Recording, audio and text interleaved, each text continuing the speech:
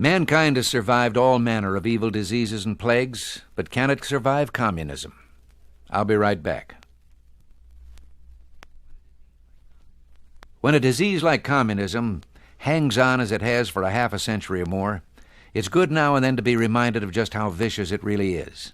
Of course, those who have the disease use all kinds of misleading terms to describe its symptoms and its effects. For example, if you and I in America planted mines on our borders, ringed the country with barbed wire and machine gun-toting guards to keep anyone from leaving the country, we'd hardly describe that as liberating the people. But we've grown so used to communist double talk, I sometimes think we've lost some of our fear of the disease.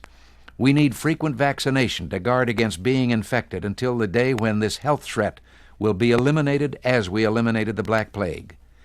How many of us are aware of some of the differences between those who have the sickness and we who don't? Right now, there are a number of Russian women who fell in love and married Americans and other foreigners who happened to be stationed in the Soviet Union for a time.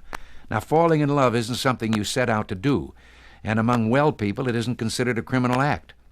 But these Russian women are separated from their husbands, some of them for several years.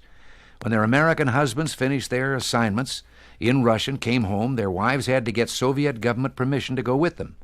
The Soviet government plays a heartless game of bureaucratic paper shuffling, never coming right out and saying no, but just keeping them filling out papers, renewing applications and so forth, sometimes for years.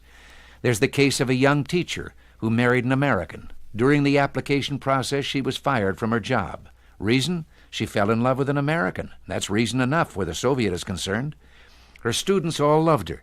They presented her with a farewell gift of flowers.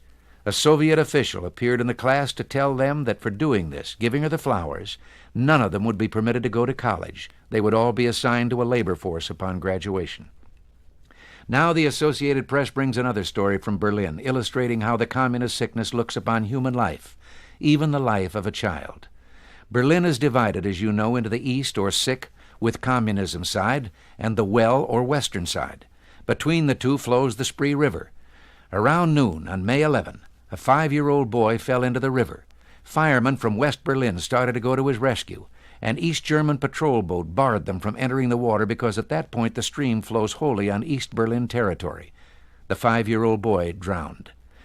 The mayor of West Berlin described the refusal of the East German guards to permit the Westerners to come to his rescue as, quote, an incomprehensible and frightful act, placing political considerations before the saving of a human life, unquote, which is exactly what they did. Remember, they were in a patrol boat. They chose to prevent the West Germans from entering in the eastern water rather than go to the child's rescue themselves. But they did tidy things up. 3 hours later, East German frogmen recovered his body. Communism is neither an economic or a political system. It's a form of insanity, a temporary aberration which will one day disappear from the earth because it is contrary to human nature. But I wonder how much more misery it'll cause before it disappears. This is Ronald Reagan. Thanks for listening.